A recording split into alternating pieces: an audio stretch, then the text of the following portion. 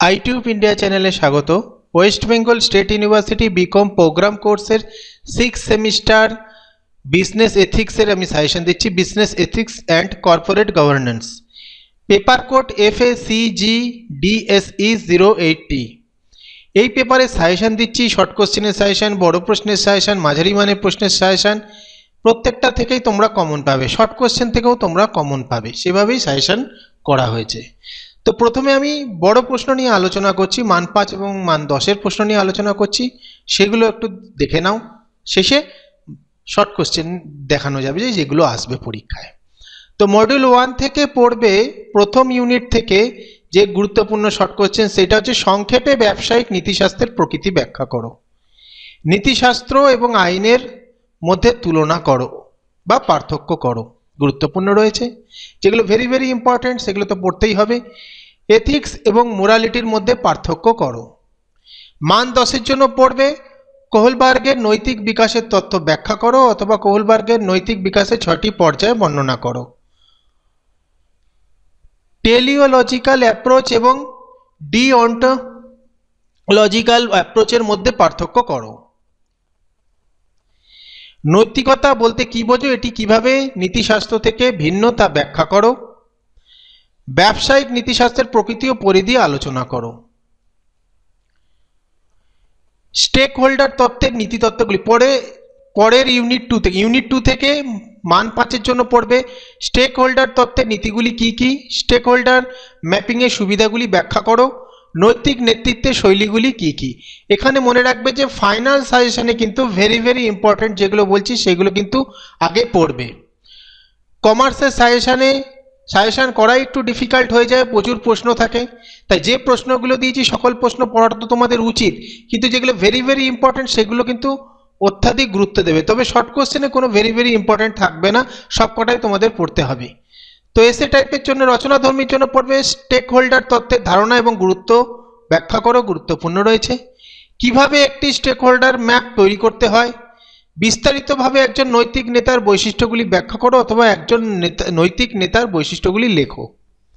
যেগুলো very very important সেগুলো কিন্তু লক্ষ্য করবে।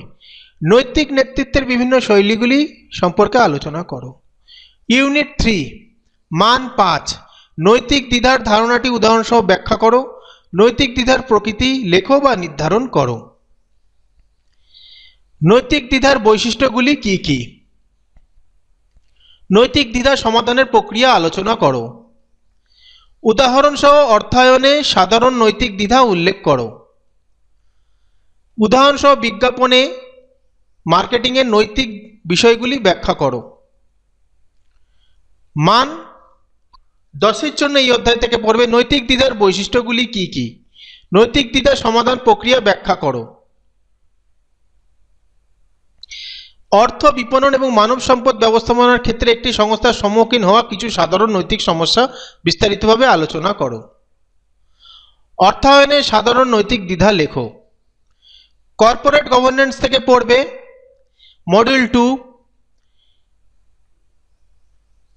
ইউনিট 1 মান 5-এর জন্য পড়বে বোর্ড কমিটি এবং তাদের কার্যাবলী সম্পর্কে সংক্ষেপে আলোচনা করো। শেয়ার হোল্ডারদের অভিযোগ কমিটির ওপর একটি সংক্ষিপ্ত নোট লেখো। বিনিয়োগকারী সম্পর্কে কমিটি সম্পর্কে লেখো। অডিট কমিটির ওপর একটি সংক্ষিপ্ত টিকা লেখো বা কর্পোরেট গভর্নেন্স অডিট কমিটির ভূমিকা কি লেখো। ঝুঁকি ব্যবস্থাপনা কমিটির কার্যাবলী লেখো। ভারতীয় মডেল কর্পোরেট গভর্নেন্স সম্পর্কে লেখো। এই ইউনিট থেকে মান 10 পড়বে আমেরিকান, ইউরোপীয়, জাপানি এবং ভারতীয় মডেলের কর্পোরেট গভর্নেন্স সম্পর্কে বিস্তারিত আলোচনা করো। Very very important. আমেরিকান ও ইউরোপীয় মডেলের কর্পোরেট গভর্নেন্সের পার্থক্য লেখো, যেগুলো ভিভিআই রয়েছে ভালো করে পড়বে। কর্পোরেট বোর্ড এবং এর ক্ষমতা দায়িত্বের ধারণা ব্যাখ্যা করো অথবা কর্পোরেট বোর্ডের ক্ষমতা ও দায়িত্ব বিস্তারিতভাবে লেখো। কোম্পানি আইন 2013-তে কর্পোরেট গভর্নেন্স সংস্কারগুলি আলোচনা করো বা বিস্তারিত লেখো। একটি কোম্পানির পরিচালকদের কর্তব্য দায়িত্ব ব্যাখ্যা করো বা আলোচনা করো। ইউনিট 2 মান 5 বিভিন্ন ধরনের হুইসেল ব্লোয়ারদের ব্যাখ্যা করো। হুইসেল ব্লোয়ারদের প্রকারগুলি কি কি বা হুইসেল ব্লোয়ারদের প্রকারগুলি কি কি, এইগুলো একই কোশ্চেন দুটোই।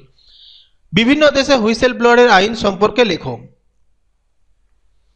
মান 10 ভারতের যে কোনো একটি প্রধান কর্পোরেট কেলেঙ্কারি যেমন Satyam computer, Kingfisher group, Punjab national bank বিস্তারিতভাবে আলোচনা করো। হুইসেল ব্লোয়িং নীতি কি? ভারতে হুইসেল ব্লোয়ার আইন সম্পর্কিত সাম্প্রতিক ঘটনাবলী বিস্তারিত আলোচনা করো। ইউনিট 3 মান 5 সিএসআর এবং ব্যবসায়িক নীতিশাস্ত্রের মধ্যে সম্পর্ক সংক্ষেপে লেখো।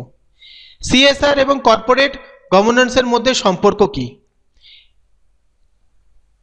সিএসআর এবং কর্পোরেট স্থায়িত্বের উপর একটি সংক্ষিপ্ত নোট লেখো বা কর্পোরেট স্থায়িত্বের সাথে সিএসআর এর সম্পর্ক আলোচনা করো।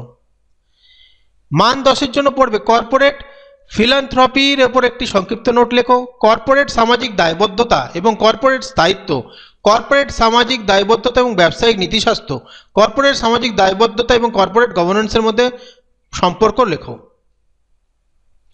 কোম্পানি আইন 2013 অধীনে সিএসআর এর বিধানগুলি বিস্তারিতভাবে আলোচনা করো।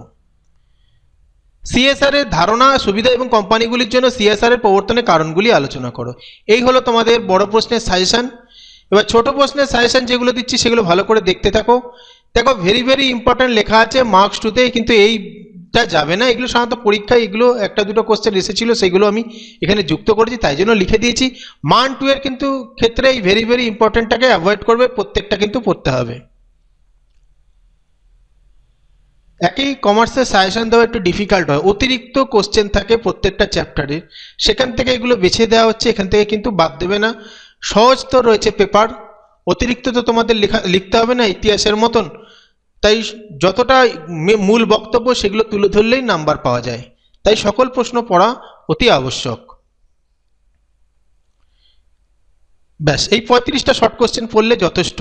এখান থেকে কিন্তু তোমরা আসার চান্স কিন্তু প্রচুর রয়েছে, 90% চান্স রয়েছে আসার এখান থেকে, তাই ভালোভাবে পড়ো, এই প্রশ্নগুলো ভালো করে পড়ো, মন দিয়ে পড়ো, পরীক্ষা অবশ্যই ভালো হবে। শেষ সেমিস্টার, রিস্ক নেবে না, পড়াশোনা করো। ভিডিওটা ভালো লাগলে লাইক কমেন্ট শেয়ার করে দিও।